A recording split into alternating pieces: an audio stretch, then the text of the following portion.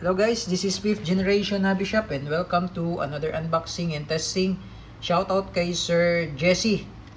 Glock 17 Gen 5 MOS modular optic system. Pwede mo siyang lagyan ng red dot. Chambered in 4.5mm steel ball, CO2 powered. Airgun pistol, fully licensed by Glock Umarex brand. So ito yung specs. Yan, Glock 17 Gen 5 MOS Black, 4.5mm or 177 CO2 powered. Testing po natin. Shoutout again kay Sir Jesse. Kay Sir Jesse, shoutout. Ito yung magazine. Balaan natin. Spring. Paglak lang bala.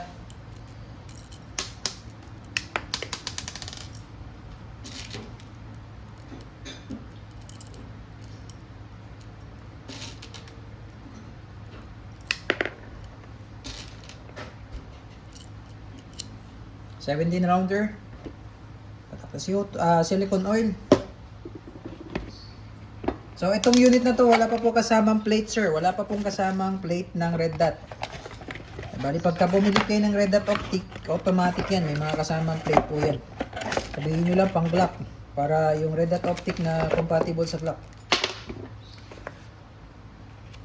Yan. So, may kasama siyang Allen tool.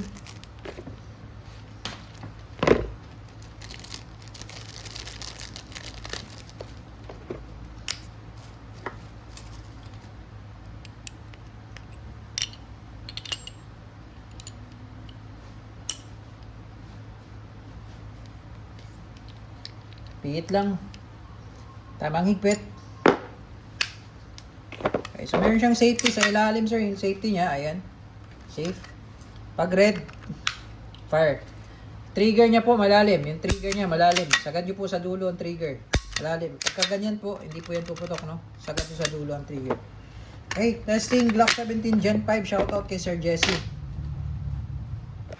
Testing Glock 17 Gen 5 MOS. Firing.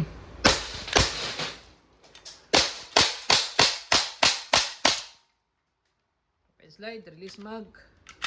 Hammer down. All good, sir. Glock 17 Gen 5 MOS.